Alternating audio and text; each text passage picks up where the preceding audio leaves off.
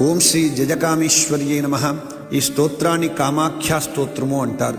ఆ తల్లి జగన్మాతను కామేశ్వరిగా భావిస్తూ చేసినటువంటి స్తుతి ఈ యొక్క కామాఖ్యా స్తోత్రము.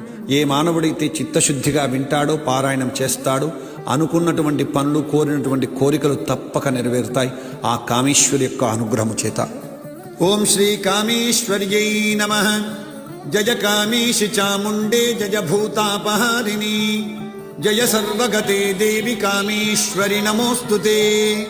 విశ్వమూర్తే శుభే శుద్ధే విరూపాక్షి త్రిలోచనే భీమరూపే శివే విద్యే కామేశ్వరి నమోస్తుతే.